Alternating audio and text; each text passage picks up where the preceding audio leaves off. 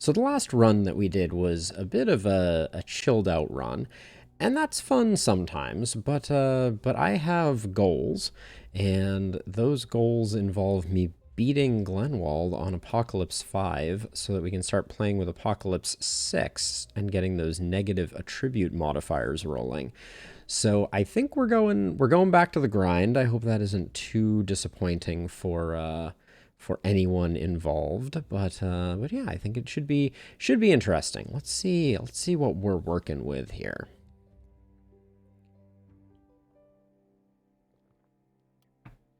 We will make good decisions and win hearts and minds. Oh, the game. The game is telling me that it has big plans for us by giving us a hand crossbow. The rest of these items look pretty underwhelming. And hand crossbows, I mean, I don't want to be overly optimistic. An early hand crossbow is actually kind of weak. So what our melee character is Jonko, who is a thug. I can get down with a thug.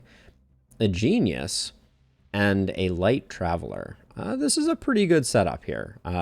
Genius, I don't know that I've had that before. I haven't thought too much about it. And we're rocking stunning and defensive perks.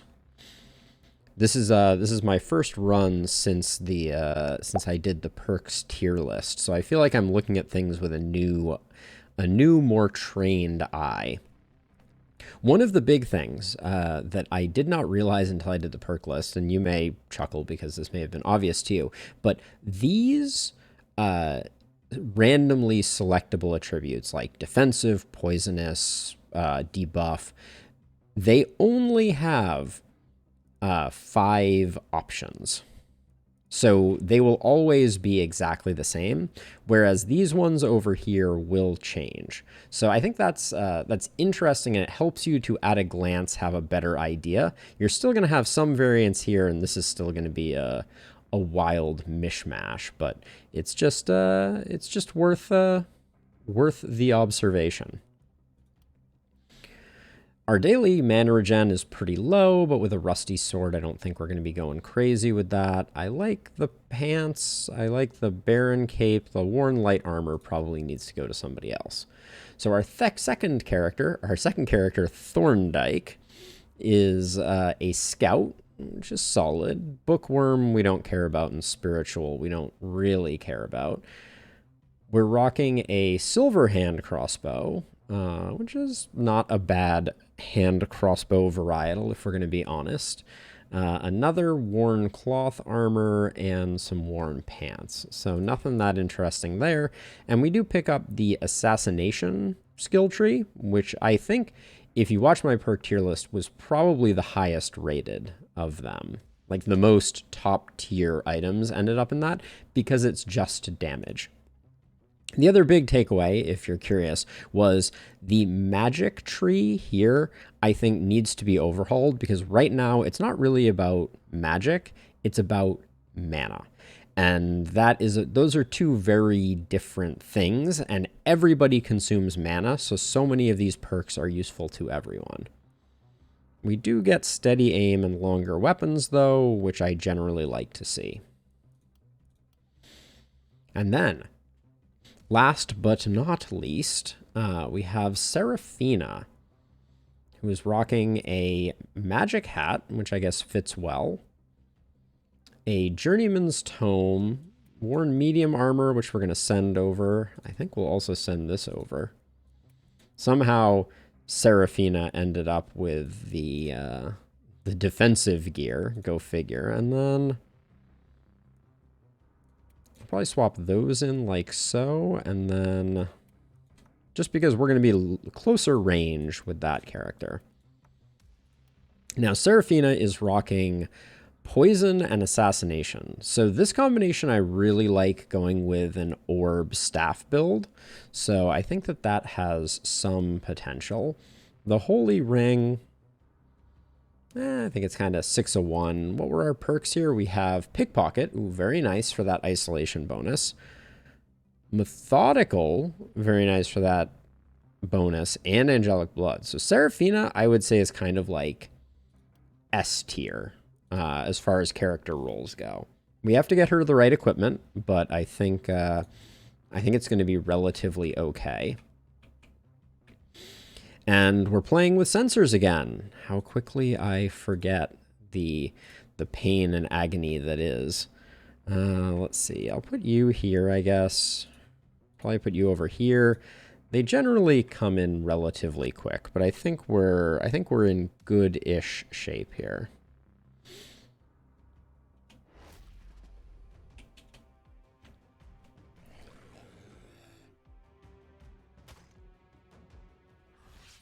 All right, I can't help but notice that we have the tradition of runners continues. So this first night is going to be a little... Excuse me? Did I debuff your accuracy? I did. And I am filled with regret for having done it.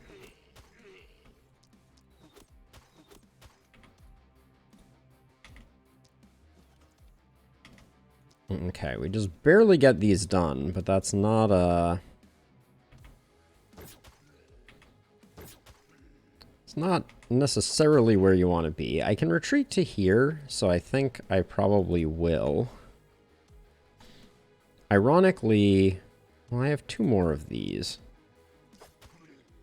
So I can do that and still make it back to here. And I've turned on self-cast, so those will be a little less painful. We're back to the bug where I can't necessarily move. Okay, it seems to have resolved itself. Sometimes when you click on characters, you are found lacking. And then I guess to pick up things, we'll move you here. Oh, that is quite the quality of life change. Hey, Robbie, welcome to the stream. How are you doing? I can't remember, Robbie, if you were among those who are asking for it. Oh my gosh, the accuracy. Did I debuff your accuracy as well? No, you're +3 over base. If you were one of the people asking for it, but I have created a Discord. Ooh. Wow, we didn't get much work done there, did we? And I can't help but notice that it does seem like this movement bug is more prevalent at the moment. Interesting. Like, I'm clicking on this character, and I should be able to move, but the movement points, they are not cooperating. Oh, there it goes. Don't know what I changed.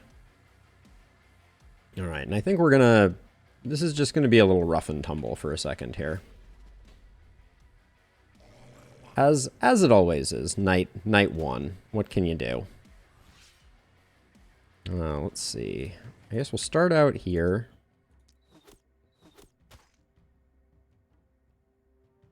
Okay. Let me see if my whoops. Oh my. Let me see if my my chat bot is working over here. That looks like a big no. So let me just... I'll have to figure that out for next time. That's the Discord link if you are at all interested.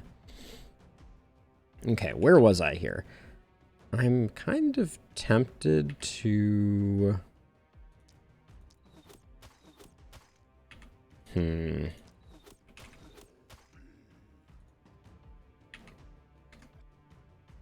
This is gonna be a little awkward. Yeah, oh my gosh, it's incredible the lack of options you have in the early game.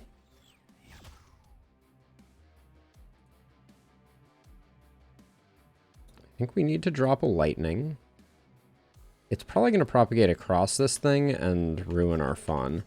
So let's... Oh, does it take 4? No, it takes 2. All right.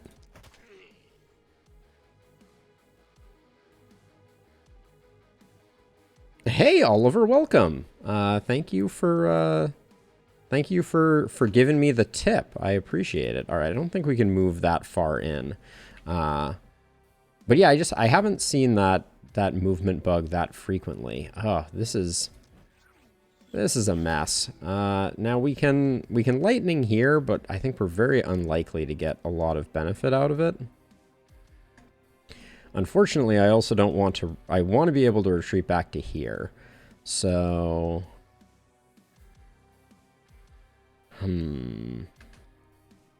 Weakening touch isn't doing much for us. 4 mana versus 6? I think the 6 is more worth it. Let's hope that that puts some damage in. And then we will run away.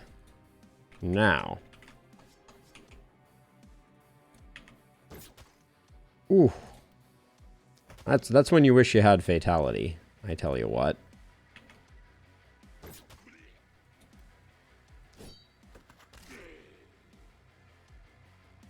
Hmm. 2 left. I think we armor up because we're a little far out afield. But, okay, so hover over, yeah, it looks like hovering over the active abilities does resolve that. Thank you, Oliver, for that tip.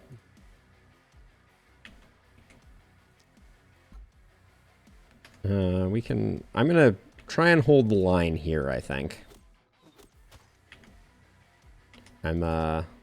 I'm really feeling the effects of that, that decision to give Thorndyke a little less accuracy. I will say as much. All right. Wow. We haven't done much, have we? Does our caster have no armor? No natural armor? It certainly looks that way. Yeah, 0 armor. Dang. What am I even doing with my life? All right, so... Okay, so mouse over the active abilities. I think we need to take this guy out. We're probably going to have to drop a blaze. Or 2. Well, we only have 1. But this is... So hit, hit, hit, hit, hit. But as soon as we move, we lose visibility on this guy, which makes the propagate fail.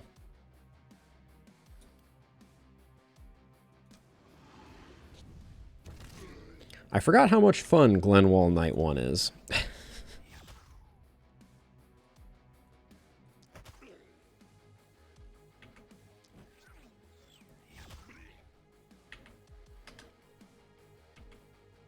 I think we're... So I think these ones I have to... Oh, this is messy. I could use both my blade rushes to get them and then come back this way. Yeah, maybe that's the play. Even though we only get 2, it cleans up this side so we have to worry less. And then I wanted to get the momentum attack. This momentum attack really isn't anything? Ha! Thank you and welcome. Welcome, Robbie, to the Discord crew. I really expected that to be a kill due to momentum. I guess you live and you learn. Now let's see. I think we probably need to... We need to blaze even though this is like... wildly inefficient in its current form. I think we're going to have to do a bit of a fighting retreat here, I think. You always love to see runners on night 1, right?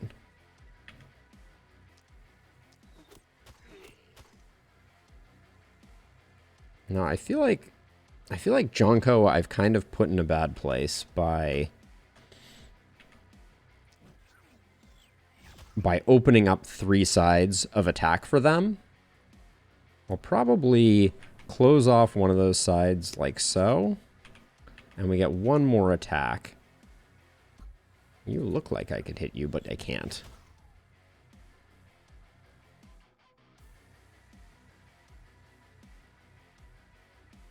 Oh, you did, Robbie? I am very curious to hear it. I do need my own for sure. All right, and then we're gonna fall back because this runner is gonna be, well, is there a way that we can fall back that doesn't have this runner coming over and giving me a whack? I was thinking Potamus Perfect was one that I thought of. I hope I didn't, I hope that wasn't yours, but oh my gosh, what a mess this is. Bottomless. that almost has like a bottomless mimosas vibe to it, I feel like. How am I supposed to make this work, though? Let's see.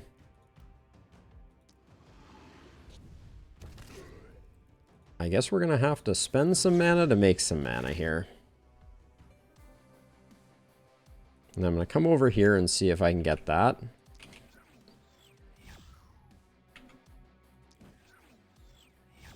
It does roll off the tongue, that's for certain. Okay, so that's everything from you.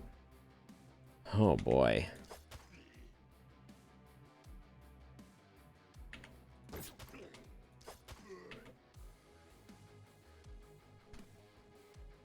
So I can technically, this would work.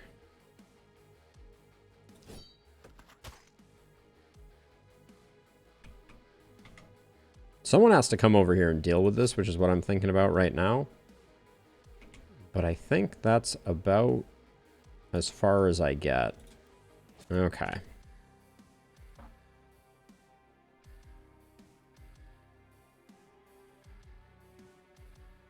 Hey, Cobalt. Yes, absolutely. I will likely be starting a fresh save when it comes out on Steam. If I had to guess. Let's see. We have some pretty bad propagate options here. But yeah, I love Darkest Dungeon 2, and I expect that it is going to yield a lot of time, a lot of playtime, which I'm thrilled about, if we're being honest. I'm working on these.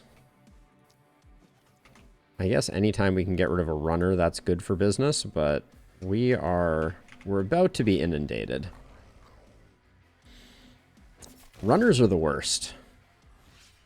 Runners are, without question, the worst. This miss sensor as well is just really unpleasant to deal with. Let's hope we don't get really unlucky with the propagate options there. Okay.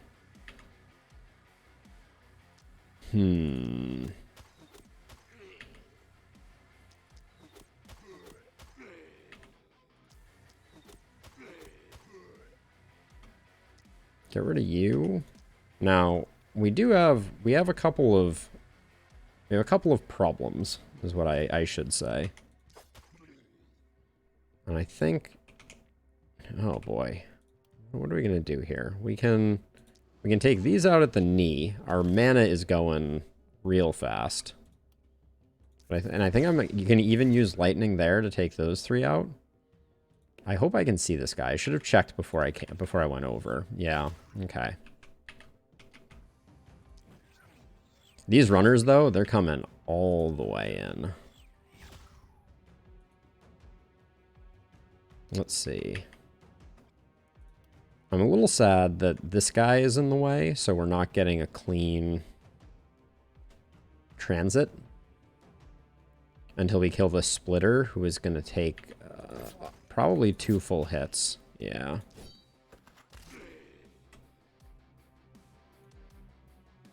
And then what else? What else do we have cooking here? This is not the night you want to see. Oh, I did not expect that to be a miss. That really kind of ruined my plan.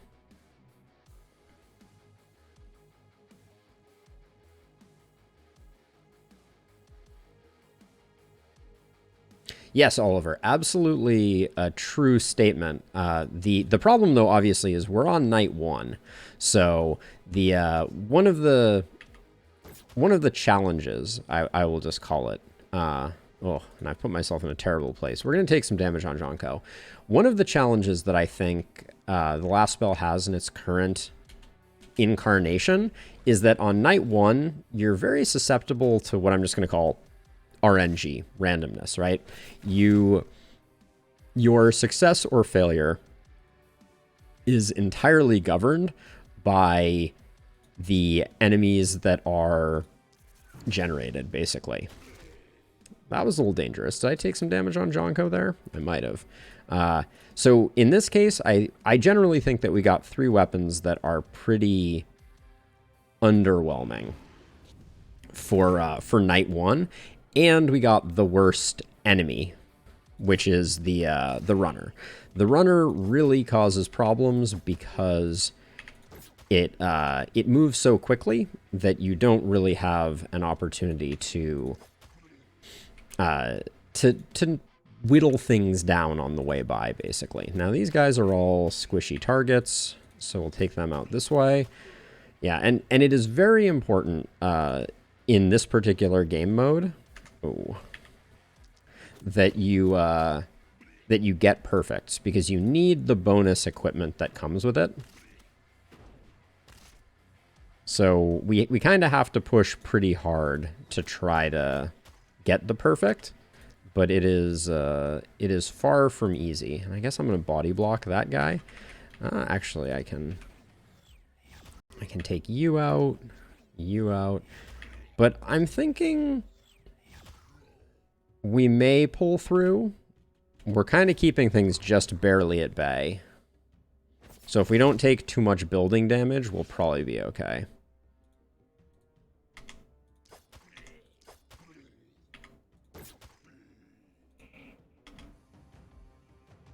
How much movement do you have? 2 movement points left?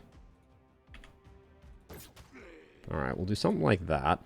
And then you can take this one out. So we're just we're whittling down the panic causers, because at some point we're probably going to take some hits on...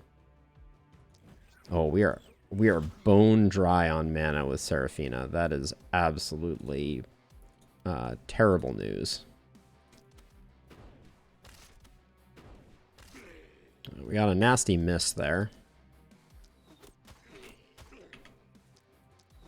So just trying to whittle down the number of baddies currently bearing down on us. So 2 poison, I think, is enough to kill this Clar. But I think we're better off trying to get you dead if we can. Alright, yeah, so that'll come in and then it will die. Now, this is one of the reasons I don't like the book. You can see how many action points we're currently floating. Well, I guess we can get a little bit of that, but we're gonna actually, how far is this guy moving? Okay, so he's not gonna get into range to melee us, so we're just gonna have to hope that that's good enough. Yeah, and then unfortunately you just armor up. But you're not very centrally located. Ooh, 2 hits on our caster and 2 hits on them is not good. We are using all of our resources for better or worse. Emphasis on the worst. On the worst, that is.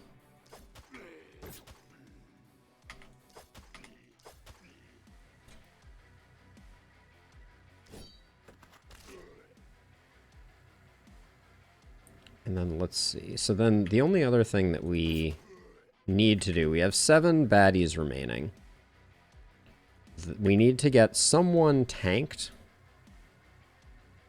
in a position. Maybe we can just tank you there. Someone tanked in a position where we can take down the sensors.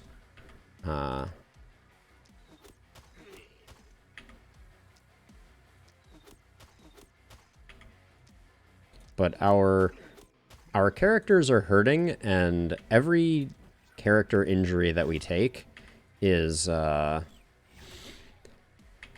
news, because it's resources that we don't necessarily have to spend. And this next part is the really unfun part of every run, where we have to cull sensors. Now let's see. You and you. We didn't leave anything here. You have 46. I think that's enough to prevent any incoming damage. So now we just tank those while we work on the mist sensors, which we will do at warp speed if at all possible, because it is a It is a slow process, to be sure. Alright, what did we leave on your bar?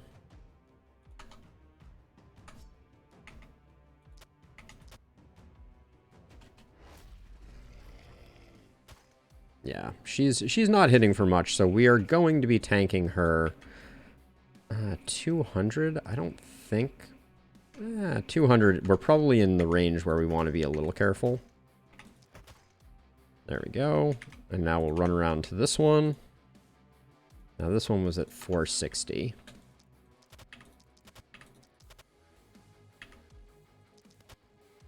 Good enough. And then just to be on the safe side, we'll armor up, although I don't think we need it. Can I get a shot at either of these? No. So that turn's going to be less than optimal. And then can I get a shot at you? All right. And then we didn't need to armor up, so I'm not gonna waste my time. The double wound here is really hurting us. It's reducing our mobility pretty substantially. This is the part of high apocalypse runs that none of us particularly enjoy. The sensor culling is very, let's see, very tedious.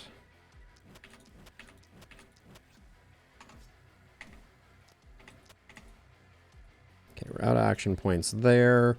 This one's already good, so we'll run over to this one.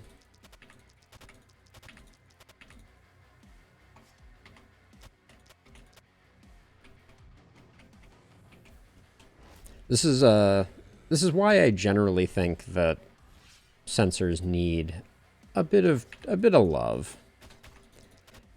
The APOC difficulties in general, whoops, I almost overshot on that. Got to be careful about that one. Then this one's at 157, so let's use some punches to get it down, and then we'll move to here. And that's all our movement points, or excuse me, all of our action points.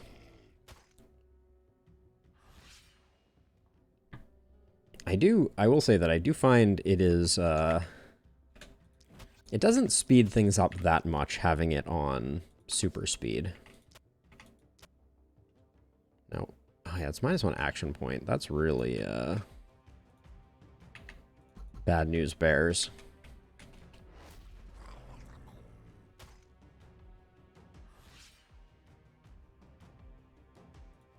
So we'll just move in. Whoops.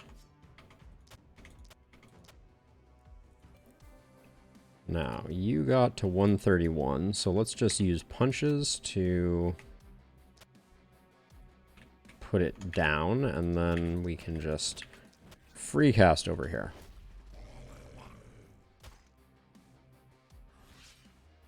Now, I've been giving some thought to a strategy that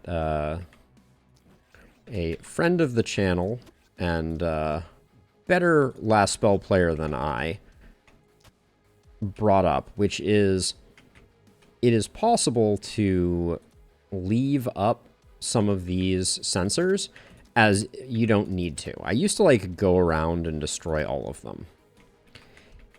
Did I get this one good enough? Yeah, 47. And it is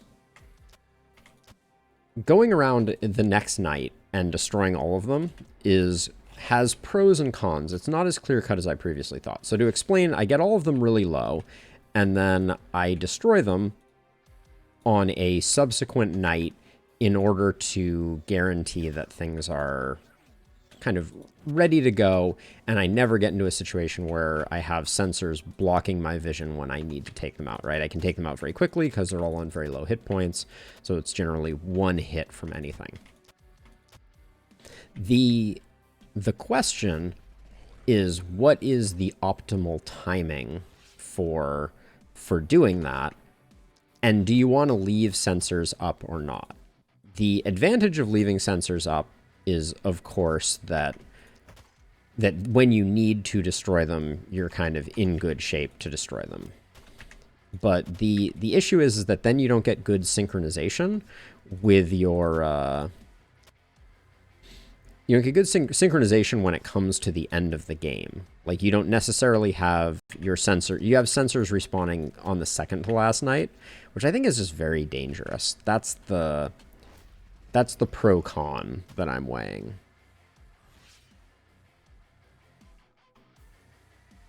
Let's see, 140 we want to be a little careful with. So we'll do that. Okay, now how close are we on this one? 601.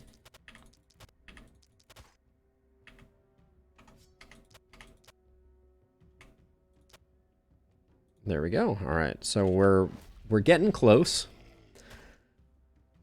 All right.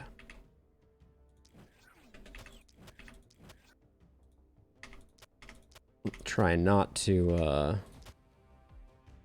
overstay our welcome. Now let's just check. 48, 46, 63, 84, 47, 50, 66, 76, 63, 38. All right, we are good. Now, we're hoping for some health regen on our caster because we don't really have the opportunity to get a temple on this first night, and we're also hoping that that first bonus item is something good. Okay, we did get down to 1 wound, which is kind of what I was hoping for. So Oliver, they respawn after a certain number of rounds. So each night, I think it's 3 nights. On the 3rd night that is after a sensor is destroyed, it comes back. So the longer you can not kill the sensors, the better. And the most important thing kind of at the end of a game is you want to make sure that in your final nights when things are most dicey, the sensors are gone. Okay, so we have a steel dagger with momentum. We have a medium armor, and we have a crossbow. Let's see what's on sale in the shop before we make our decision here. Rusty two-handed sword. I think the longbow is better for us as far as a ranged weapon goes. So I'm gonna pick the dagger, but let's do our standard upgrade process. We upgrade here. We upgrade here. We get to 4 workers. We tear this down. And then we build another... Do we build another 2 houses? I think we do. That feels like we're going a little deep. Let's grab the dagger for our melee character, who came away the least worse for wear of anyone. Then the only option we have is a novice wand. So we need like 40 for that. So I think we grab those 2. So we're trying to get our worker economy rolling. That's the play here. The wand is not great. Not what I'm looking for in life. Neither is... The longbow is decent. It's just not... You know, I would have much rather a magic orb given the isolation damage that Seraphina has. But as a reminder, isolation damage now works generically as a modifier. And then there are certain items that have modifiers on top of that. Okay, so we have 2 more workers. So we could tear down one of these. Or if we could get to 36 more gold. There's no way we're going to get 26 gold from selling gear, though. Yeah, so I think we just take the 2 spot. And that does get us 1 more worker for tomorrow. I dislike the fact that we have it coming in from 2 directions so soon. The setup we're going to have to go with is you here. Actually, you here, you here, and then we're gonna have to kind of split the difference like this, I think. And if we get it from the lower left-hand corner, I think we're gonna have a bad time. We do have enough for 2 catapults, so we'll center 1 catapult here, and we will center 1 catapult here. Catapults are important. And then let's do our level ups, see what we're rocking. You already have 5% crit from there. I think we go with the green critical here. The blue physical is nice too. Jonko got hooked up on level ups. Ah, let's see. It's 8% momentum damage. Grabbing 10% more momentum is interesting.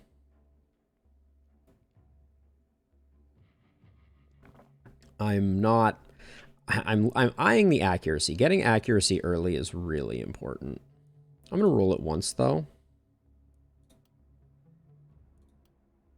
right, we'll take some daily health regen. I probably should have just taken the accuracy. Daily mana regen probably would have been very strong there as well. Oh, especially since you don't have a harvester, do you?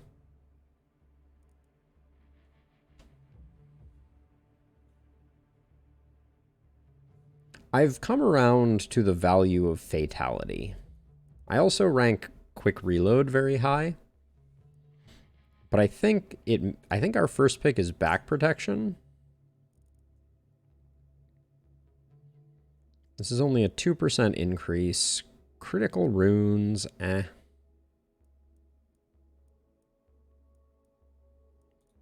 We have Genius. We could pick up Avid Learner, and that would be kind of ridiculous.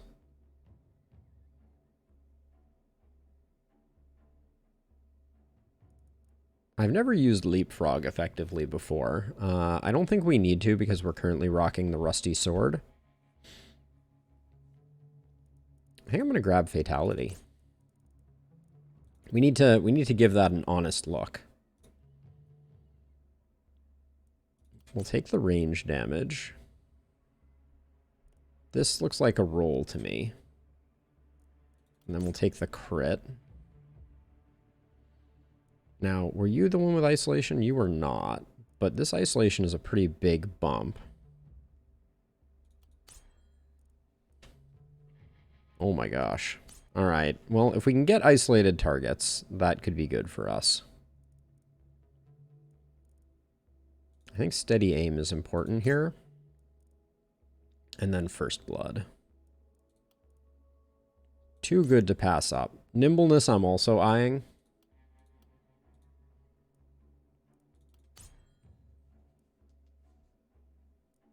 Ooh, big crit bump there. Oh, you don't say, do ya? We do have the wand. Our mana is in pretty rough shape right now. But it's hard to turn down multi-hits. That's not the build I was going for here, though. I hate to do it, but I think I roll the multi-hits. I'll take the daily mana regen just to get something going here.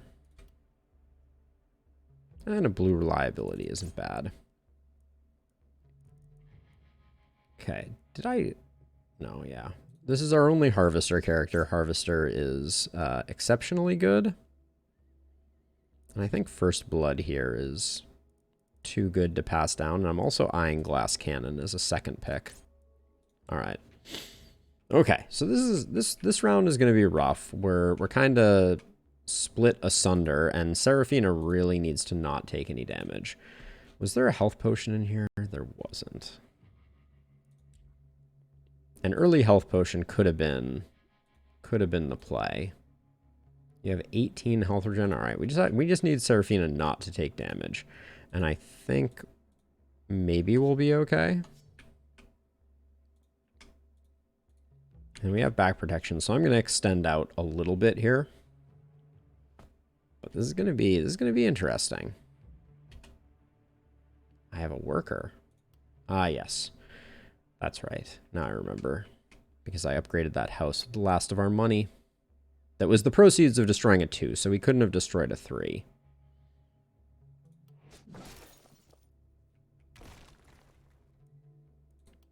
Does 14 buy us anything more interesting?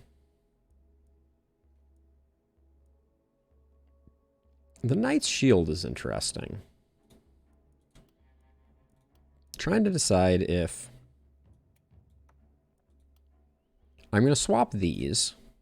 Wait, did this one have 1 movement on it? Oh, your movement is so low without that. Trollblood Amulet is garbage. I should have taken it off the first turn. Do you have any armor in either case? No. So this is minus armor when armor doesn't matter. Baron's Cape is fine. The thing that I'm thinking about right now is we're 2 gold short of just picking up a Knight's Shield just to have a bit more defense on our melee. I feel like finding 2 gold is, yeah. This leather cap is not worth 2 gold. Hey, Jacob, welcome. Welcome, welcome. By the way, I see a few more people are lurking, so if anyone is interested, I'm gonna put links to the Discord that I've set up into chat so that people can check it out. Still working on it, still a work in progress, but there wasn't a new patch for last spell, was there? I checked this morning. Did I miss the memo? So we'll grab that. We'll pick up the Rusty Shield. Was that shield rusty? Is that what it's called? No, the Knight's Shield. There we go. So we're at least a little more durable on our melee character, and we are praying for Seraphina to not fall over dead. And we're also not taking advantage of the hand crossbow very much because how can we? How can we?